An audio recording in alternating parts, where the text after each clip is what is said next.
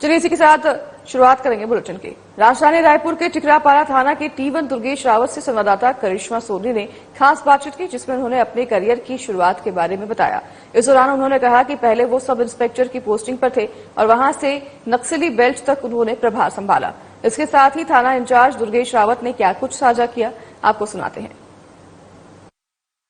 In charge की नौकरी, जी हाँ, ज्यादातर हम सुनते हैं कि थाना इंचार्ज की नौकरी को लोग हल्के में लेते हैं, लेकिन ये जो नौकरी है सबसे ज्यादा कहा जा सकता है कि संघर्ष पूर्व होती है, क्योंकि बार बार तबादले होते हैं और उसके बाद भी देखा जाता है कि नए क्षेत्र में फिर से काम शुरू करना और उस क्षेत्र को अपना बनाना और वहां के लोगों की परेशानियों को रोजाना सुनना और उन्हें उनके जितनी भी परेशानियां उनका निवारण करना काफी ज्यादा मुश्किलों भरा काम होता है। ऐसे में आज हम रायपुर राजधानी की बात करते हैं तो टिकरापारा थाना क्षेत्र के थाना इंचार्ज दुर्गेश रावते जी हमारे साथ जुड़े हुए हैं। सीधा उनसे संवाद करेंगे और जानेंगे कि उन्होंने अपने जीवन में जब इस कार्य को शुरू किया तो क्या कुछ परेशानियां उनके सामने आई। सबसे पहले तो आपसे पूछना चाहूंगी रावते जी कि जब आपने चालू किया थाना इंचार्ज की नौकरी को, तो तब आप कौन सी पोस्ट पर थे और कहां पर जो है आपकी पोस्टिंग पहले की गई थी? पहले तो आप साधना चैनल को मेरी ओर से नमस्कार। मैं दुर्गेश रावते 2008 बैच में मैं सब इंस्पेक्टर सेलेक्ट हुआ था। सिलेक्शन के बाद मेरी प्रोविजनली जो है चंद्रखुरी एकेडमी से चालू हुई है। वहां से मैंने प्रोविजनली का जो एक पार्ट होता है एकेडमी के बाद देन 1 साल का जिला में होता है, वो सरगुजा में हुआ। वहां मैंने विभिन्न थानों में मैंने अपना प्रोविजनली खत्म करने के बाद पहली पोस्टिंग जो हुई वो मेरी महासमुंद में हुई, जहां पर मैंने बागबहरा और सरायपाली में मैंने पोस्टिंग पर 3 साल का जो टर्नओवर होता है वो काटने के बाद मेरी सेकंड जो पोस्टिंग हुई वो नक्सलाइट बेल्ट नारायणपुर में हुआ, जहां मैं कुकराझोर और धौड़ाई थाना प्रभारी के पद पर 3 साल तक मैंने वहां पर अपनी सेवाएं दी है। जहां पर उस समय हमारे एसपी सर अभिषेक मीणा हुआ करते थे, तो उस समय रोड का काम बहुत चल रहा था नक्सलाइट क्षेत्र में। हम लोग ने काफी, अब मेरी फैमिली भी साथ में रहती थी, जहां पर हम लोगों को अवेयरनेस करने के लिए मैं अपने बच्चे को भी वहां पर पढ़ाया, ताकि लोगों को लगे कि नहीं थाना प्रभारी खुले माहौल में भी अपन या अंदर ही नहीं रहते हैं, एक थाने के अंदर में ही। तो वो एक चैलेंज भरा था। नक्सलाइट क्षेत्र में लोगों से जल्दी इंटरेक्ट नहीं होते, लेकिन हमारे आचार और व्यवहार की वजह से आसपास के लोगों का वातावरण बहुत अच्छा हो गया था, जहां से हम लोग आपस में कुछ सोशल एक्टिविटीज भी वहां हमने किया धौड़ाई में, जहां पर लोगों को हमने वहां से बाहर घुमाने के लिए भी बेंगलोर भेजा था। तो वो एक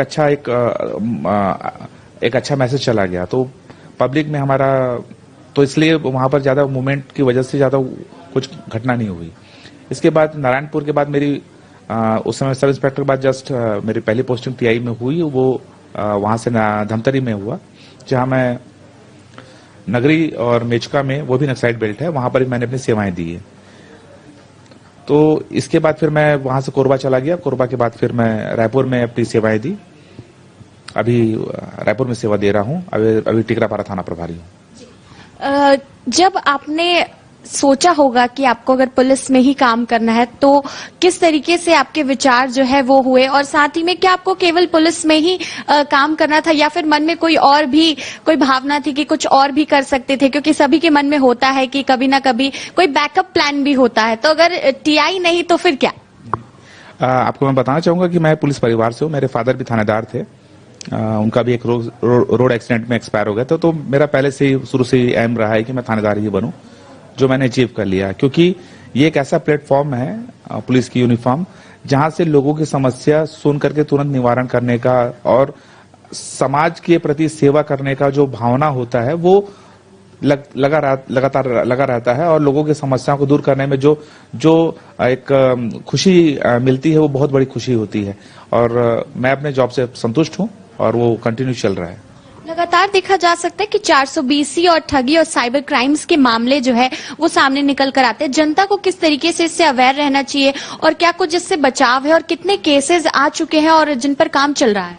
जी, मैं आपको बताना चाहूंगा कि हमारे एसएसपी सर है श्री संतोष सिंह सर, उनके मार्गदर्शन एवं निर्देशन में हमारे यहाँ निजात का कार्यक्रम चल रहा है, जहां पर हम हर एक मोहल्ले में जाकर के लोगों को इकट्ठा करके, महिला पुरुष और बच्चों को साइबर क्राइम के बारे में, गुड टच बैड टच के बारे में, यातायात के बारे में, साथ ही साथ नशा के लिए उनको दूर करने के लिए क्या क्या चीजें करनी चाहिए, महिलाओं को खासकर हम अग्रसर कर रहे हैं। तो ये हम लोग इसके अलावा जो चीजें आप देखते भी होंगे पेपर में, कई बार ठगी के शिकार हो, इतना अवेयरनेस करने के बाद भी, कैंपेनिंग करने के बाद भी चीजें लोग पेपरों में देखते ही हैं कि वो ठगी का शिकार हो जा रहे हैं।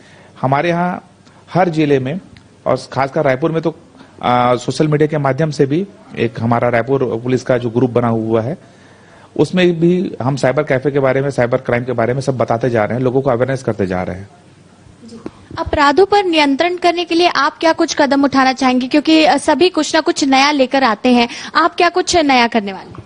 आपको मैं बता रहा हूँ, मेरी विगत अभी 6-7 महीने हो रही है मुझे टिकरापारा में आए हुए।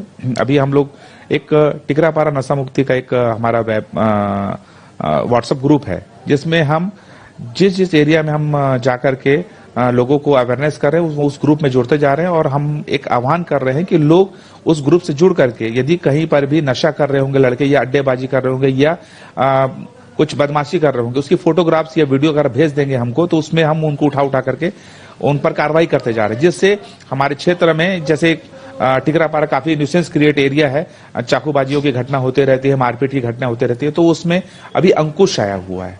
लोगों में ग्रुप में जुड़ करके लोगों में डर बैठ गया है और हम एक ये भी कर रहे हैं कि 10:30 बजे के बाद जो फालतू लड़के जो घूम रहे हैं, उनके माता पिता को भी हम पहले बोलते जा रहे हैं कि आप उनके अपने बच्चों को संभाल के रखिए, 10:30 बजे वो बाहर नहीं घूमेंगे। जो घूमते हुए पाए जा रहे हैं उन पर हम कार्रवाई करते जा रहे हैं। लगातार देख सकते हैं, अगर बात करते हैं जनता की, तो कहीं ना कहीं जनता जो है पुलिस अफसरों से काफी ज्यादा डरती है और कोई भी कंप्लेन हो तो उनके मन में कई ऐसे सवाल आते हैं, जिसकी वजह से कहीं ना कहीं जनता और पुलिस के बीच में थोड़ी सी दूरी आ जाती है। उसे कम करने के लिए क्या कुछ है? आप देख ही रहे होंगे, क्या है कि मैं थाने में बैठने के बाद पूरे कंप्लेनर जो भी आते हैं थाने में, उनसे मैं डायरेक्ट इंटरेक्ट होता हूं। उनकी समस्या को सुन करके तुरंत पेट्रोलिंग गाड़ी या सिविल पेट्रोलिंग या अपने विवेचकों को भेज करके तुरंत निदान करते हैं। तो लोगों को एक पुलिस के प्रति जो डर रहता है वो खत्म हो रहा है। साथ ही साथ जो हम निजात के तहत मोहल्ले में जा रहे हैं, उनको ये आह्वान कर रहे हैं कि आपको थाने आने की जरूरत नहीं है, आप अपनी कंप्लेन मोबाइल पे बता दीजिए। मेरी मोबाइल 24 घंटे चालू रहती है। इस दौरान वो जो भी कंप्लेन रात में भी करते हैं, तुरंत कार्रवाई करके, हमारे पास 112 भी है, पेट्रोलिंग भी है, सिविल पेट्रोलिंग भी है, तो हम हर माध्यम से उनके पास पहुंच करके उनकी समस्याओं का निदान कर रहे हैं। मुखबिरी तंत्र की अगर बात करें तो पहले देखा जाता था वो काफी ज्यादा स्ट्रांग हुआ करता था। अब जो है देखा जा सकता है कि उतना कुछ जो है भरोसा या जो सोर्सेस है वो कहीं ना कहीं कम नजर आते हैं। तो वो किस तरीके से काम? देखिए, मुखबिरी के लिए तो कई चीजें हैं। साथ में हम लोगों ने अपने बताया ना, लोगों में आज भी पुलिस के प्रति विश्वास बना हुआ है। लोग अच्छे लोग भी हैं जो पुलिस की मदद करते हैं। इसके साथ साथ हम लोगों के बीच में जाकर के सीसीटीवी कैमरे का आह्वान कर रहे हैं, ताकि उनको भी ये लगे कि हाँ, ये हमारे लिए अच्छी चीजें हैं, हमारे लिए नहीं, हमारे पड़ोस के लिए अच्छी चीजें हैं। कभी किसी समस्या का सॉल्यूशन उससे निकल जाएगा। साथ ही साथ उसके साथ साथ जो हमारी कैंपेनिंग चल रही है निजात के तहत, वो भी लोगों के जुड़ाव होता है। तो उसकी जब समस्या का दूर होती है तो वो अपने आप पुलिस से जुड़ जाता है। कोई ऐसी कहानी जब आपकी पोस्टिंग्स इतनी जगह, जब आप नक्सली बेल्ट में भी गए हो, काफी ज्यादा मुश्किल भरा होता है वहां पर काम करना, तो कोई ऐसी स्टोरी जो आपको याद हो, जो संघर्षपूर्वी हो, लेकिन जब वो आपका टास्क पूरा हो गया हो तो काफी ज्यादा खुशी आपको हुई? मैं बताना चाहूंगा, मैं जब धौड़ाई थाना प्रभारी था तो वहां पर मेरी वाइफ भी और हम दोनों मिलकर के, हम लोग एक जो आर्ट ऑफ लिविंग संस्था उसे हैं, तो वहां के लोगों को हम लोग योगा प्राणायाम के माध्यम से जोड़ करके बाहर में स्कूलों में कोर्सेज करवाए, लोगों को जोड़ा, लोगों को फिर वहां से बेंगलोर आश्रम भेजा, उनको अपने खर्चे पर भेजा।